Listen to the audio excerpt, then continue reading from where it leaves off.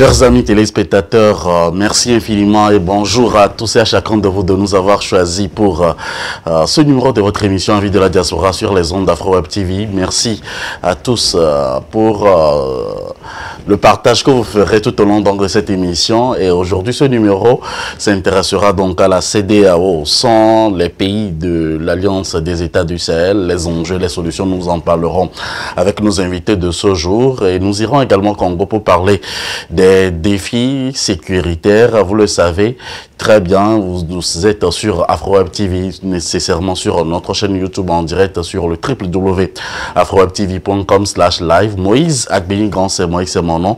Je m'honore de la présence de nos invités de marque que nous avons en ligne par Duplex aujourd'hui. Nous sommes très honorés de recevoir l'un des intellectuels, le président de Kodi Togo et aussi donc de Pyramide, un panafricain que nous recevons encore une fois dans cette émission, qui nous fait la gentillesse d'accepter notre invitation, monsieur Tchehelou Lawson Nyamassadi Refoume Lawson Laté, et merci à vous d'être avec nous aujourd'hui. Bonjour monsieur Tchehelou Lawson, comment est-ce que vous allez?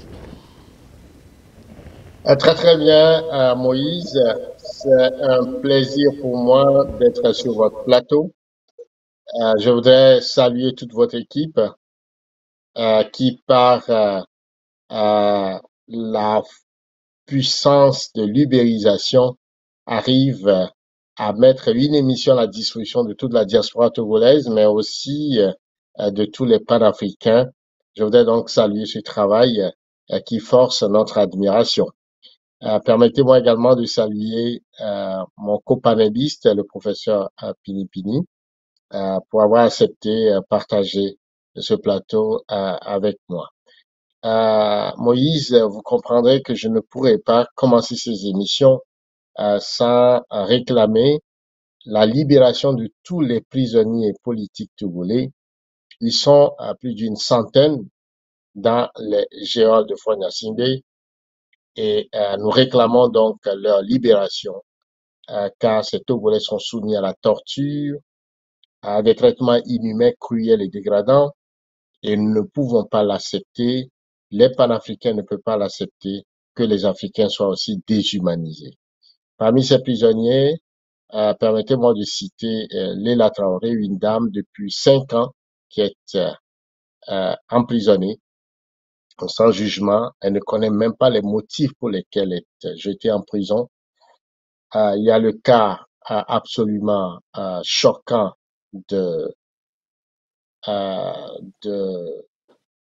notre ami Jean-Paul Omolou, qui a été condamné à la souffrance, à la torture, à des traitements cruels et inhumains dégradants. Sa santé se dégrade. Là, c'est la Cour de la CEDEAO a condamné l'État togolais sur ces pratiques immondes et a réclamé sa libération et surtout que des indemnités de plus de 12 millions lui soient payées. Voilà un peu le visage hideux des droits de l'homme, sans oublier le cas de grabataire de Aziz Goma. Alors, ils sont nombreux, ces Togolais qui souffrent dans les geôles de Foignasimbe. Et pour nous, il faut absolument que ces prisonniers soient libérés. Foignasimbe ne peut pas se permettre de jouer aux sapeurs-pompiers dans la sous-région, chercher à aller libérer les prisonniers maliens, à aller libérer Bazoum et son fils, tout en maintenant à l'intérieur du Togo les Togolais, en les déshumanisant, en les traitant comme des animaux. Ce n'est pas acceptable. Je pense que nous devrons tous nous mobiliser si on veut une Afrique libre, une Afrique souveraine, se débarrasser de ce régime de Foignasimbe.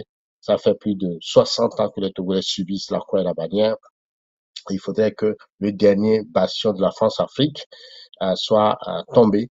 Et c'est cet appel qu'il faut parce que le Togo constitue un peu comme un cancer dans la sous-région. Il faut absolument que ce régime de Foignasimbe tombe pour que les Togolais libres puissent participer à cette construction de l'Afrique libre, souveraine et épanouie. Merci pour cette invitation, Monsieur Moïse Benga. Nous sommes très honorés de vous recevoir depuis le Canada. Merci, M. Thierry Loulos, Yamansadi Foumelate. Merci à vous d'avoir accepté notre invitation, surtout d'avoir fait violence sur votre temps aujourd'hui. Nous le savons chargé. Alors, par Duplessis, nous recevons depuis l'Europe et Bruxelles notamment, et professeur Pinipili, consultant politique, enseignant et chercheur. Professeur Pinipili, bonjour. Comment va le Congo? Comment va la communauté africaine du côté donc de l'Europe? Bonjour, bonjour. Je vous remercie aussi pour cette invitation. Je voudrais profiter de l'occasion pour saluer mon copanéliste, Lawson, mon ami, que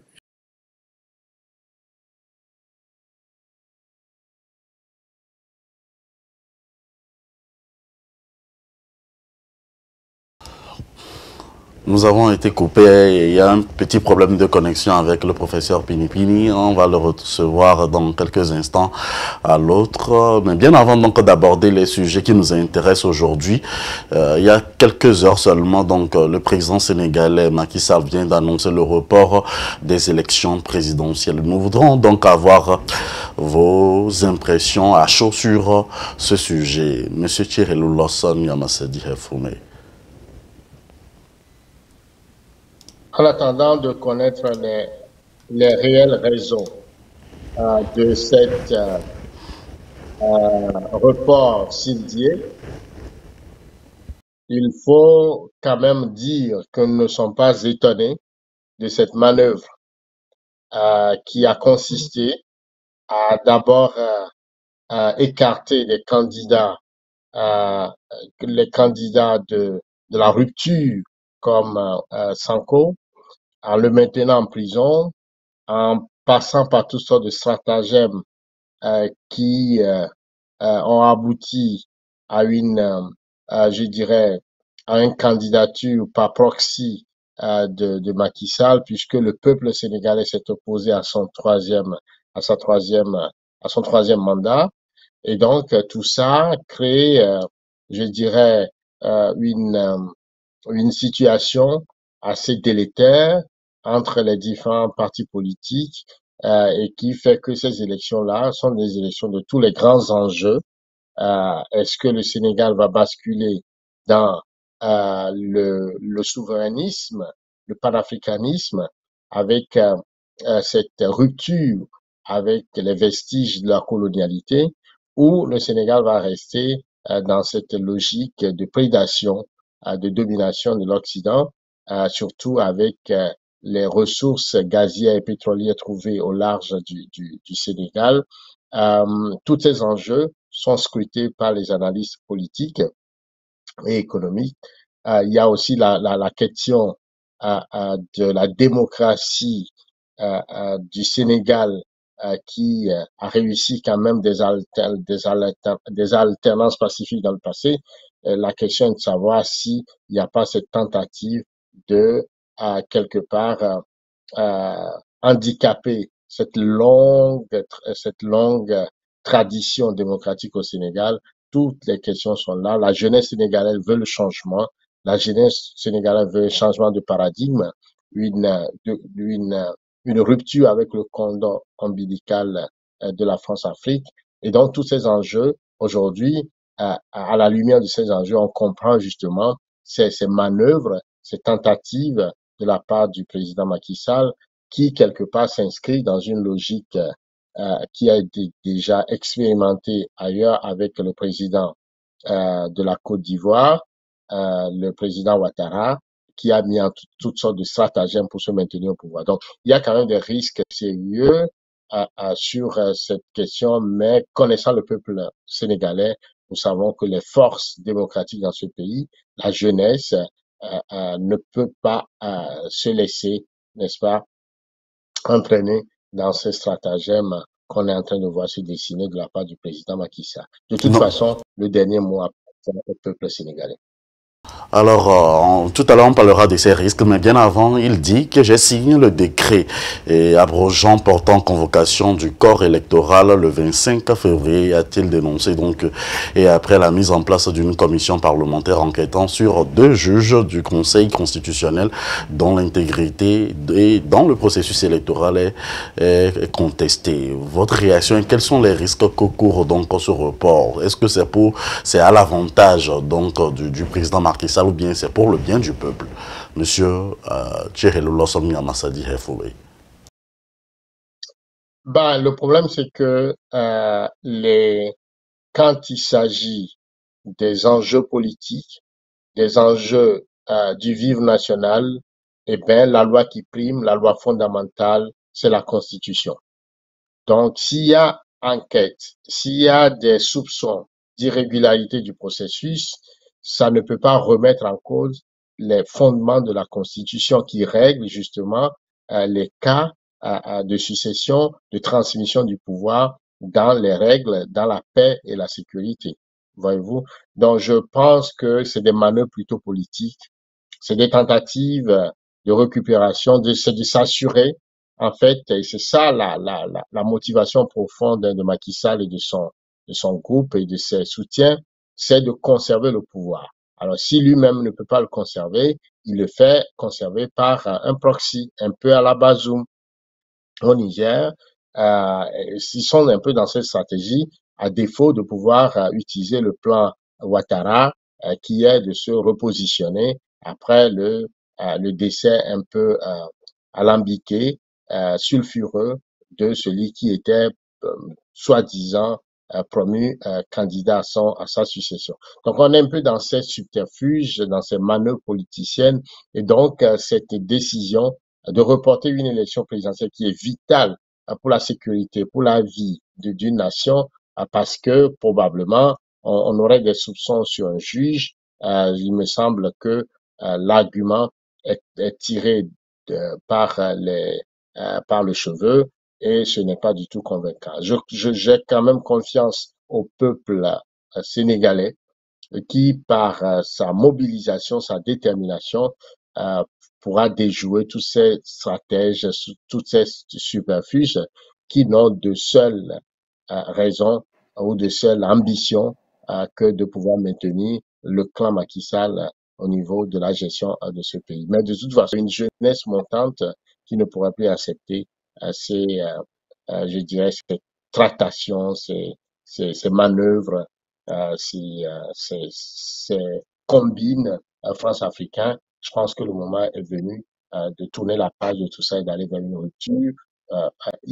rupture ontologique, une rupture épistémologique, car l'Afrique libre, l'Afrique nouvelle, l'Afrique souveraine s'élève de toute sa puissance pour le bien de l'ensemble des Africains. Dieu merci, et nous avons toujours professeur Pinipini qui nous a aidé pour cette connexion. Alors, professeur Pinipini, vos premières impressions à chaud sur le report des élections au Sénégal? Bon, de toutes les façons, on sait que ça aurait été des élections chaotiques. Donc, qu'il ait pris les devants pour essayer d'éviter la casse profonde. Bon, mais les raisons qui sont évoquées, c'est que il y a un différend entre le Parlement et le Conseil constitutionnel. Le Parlement demande au Conseil constitutionnel de revoir, de délaisser que le Parlement puisse contrôler les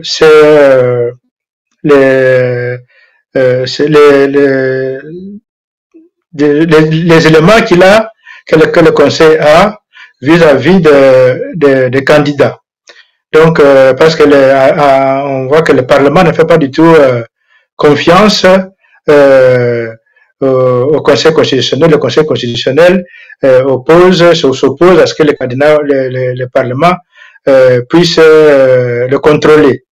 Ce qui paraît quand même curieux. Alors, c'est dans ces cas-là, à cause de ça, et puis il dit que il y a aussi une dame qui aurait une double nationalité et qu'on a retrouvé ça, qu'il n'y a pas, après la clôture, après que le Conseil national d'élection ait validé toutes les candidatures.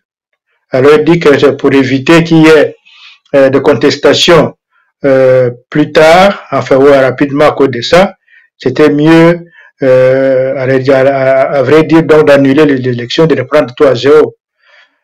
Donc, on lui avait déjà dit depuis longtemps que la façon de faire n'était pas du tout bonne, mais elle était une façon de faire dictatoriale et qui n'allait rien apporter de bon au Sénégal. Le Sénégal ne méritait pas d'avoir des élections dans ce cadre-là. Mais je crois que maintenant, comme disait Lawson, maintenant la balle est du côté du peuple de se saisir de cette occasion pour reprendre la main et mettre les chefs de l'État et le pouvoir aujourd'hui de côté pour les élections puissent être organisées d'une façon qui soit la plus inclusive et la plus équitable possible. Tout le monde souhaite que M. Sonko puisse participer à ces élections, parce que sa non-participation invalide carrément les élections, surtout qu'on lui refuse de prendre part aux élections injustement. Donc, il faudra mieux que cela soit corrigé et qu'il y ait un véritable concours, que toutes les chances sont, que tout le monde puisse avoir ses chances et que le Sénégal puisse finalement avoir le meilleur dirigeant qu'il mérite. Donc, c'est ce que nous espérons. Moi, je veux dire que maintenant, je crois que la balle n'est plus du côté de Macky Sall, la balle est du côté du peuple et le Parlement doit rester ferme avec le peuple pour qu'il y ait des élections véritablement libres, véritablement apaisées et véritablement justes. C'est tout ce que nous attendons. Voilà ce que je peux dire. Monsieur Lawson, très rapidement, on va finir sur ce chapitre, puisque ce n'était pas prévu, ça fait partie donc de l'actualité. Macky Sall, le président sénégalais, a promis donc de ne pas se représenter. Est-ce qu'il va falloir, lorsqu'il va se prolonger, puisqu'on sait déjà qu'il a un poulain qui va se présenter donc aux élections présidentielles, qu'est-ce qui est son avantage, donc son avantage aujourd'hui de se représenter, ou soit, comme vous venez de le dire, comme le cas de Ouattara? Il me semble que la situation va, je dirais, révéler toutes les arcanes du stratagème. Hein. On ne voit que la partie visible de l'iceberg. Alors, qu'est-ce qu'il cache un peu dans son carquois? C'est de ça qu'il s'agit aujourd'hui. Comment tout ça va se révéler dans les prochains jours, dans les prochaines semaines. Mais je pense que Monsieur Macky Sall doit pouvoir faire beaucoup attention parce qu'il est en train de jouer avec le feu. Ses actions peuvent ouvrir la boîte de Pandore et plonger, n'est-ce pas, le Sénégal dans une turbulence sociopolitique dont les lendemains ne sont pas, augurent de grandes difficultés pour ce pays. Il me semble qu'il faut tout simplement respecter la loi. La Constitution a déjà établi les règles de succession, il faut les respecter. Toute tentative cherchant à les manipuler vont amener plutôt à une forme de turbulence, d'agitation, d'insurrection, qui pourrait aussi coûter des vies humaines inutiles. Donc, c'est ça aussi la démocratie face à la loi, au respect de la loi. Il n'y a pas de démocratie sans la loi. Quand il s'agit maintenant de respecter la loi qu'on s'est donnée, il y a toutes sortes de subterfuges pour détourner cette loi et c'est ça qui amène la violence ou des troubles sociaux politiques. Donc, le Sénégal est au pied du mur. Le respect de la loi serait la seule voie de pacification de ce pays. Le report des élections suppose quoi? Suppose de prolonger le mandat du président actuel. Vous voyez? Jusqu'à quand et dans quel cadre qu'on va prolonger son mandat? Et est-ce qu'il va décider maintenant de gouverner par décret? Voyez-vous, donc on va rentrer dans une zone de turbulence, une zone de contestation qui vont plutôt amener la violence. Alors, je pense que Macky Sall, peut-être qu'il voulait amener le chaos pour profiter du chaos pour s'imposer. Et de ce point de vue, voyez-vous, donc il faut peut-être, me semble-t-il, que les forces démocratiques de ce pays, le Sénégal a toujours une tradition démocratique qui a toujours servi d'exemple. Le moment est venu pour toutes les forces vives de ce pays de se retrouver sur l'essentiel, la paix, la sécurité, l'ordre dans leur pays. Et tous ceux qui veulent semer le désordre ou amener le pays dans le chaos, il va falloir trouver des moyens très rapidement pour pouvoir les écarter, même s'il s'agit du président Macky Sall lui-même.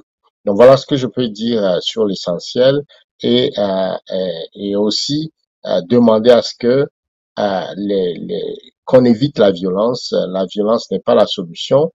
Ceux qui veulent pousser maintenant la violence, le chaos, ont un plan, profiter du chaos pour s'imposer.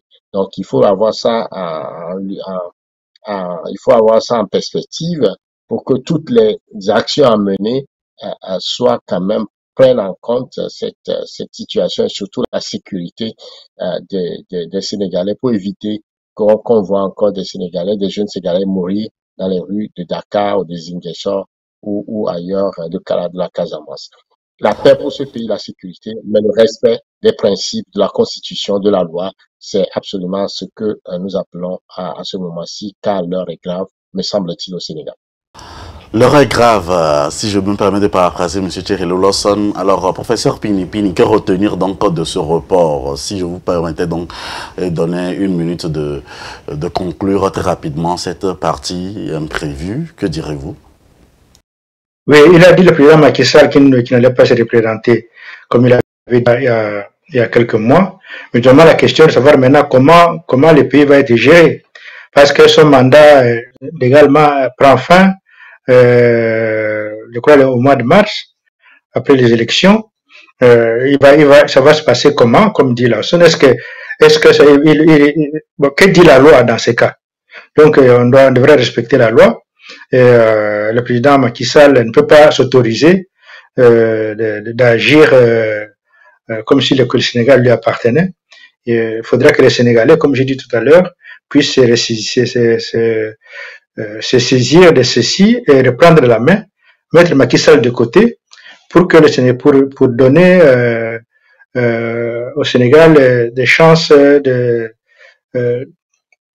de l'avant plutôt que de reculer. Nous ne voulons vraiment pas du tout, moi en tout cas, je ne veux pas du tout voir des corps de jeunes gens massacrés, tués en lambeaux dans des rues des grandes villes ou même dans les campagnes, parce qu'on sait que les campagnes vont déferler sur Dakar et sur les grandes villes pour venir protester, et l'armée de Macky Sall va tirer sur les gens. Donc il faudra qu'on évite cela.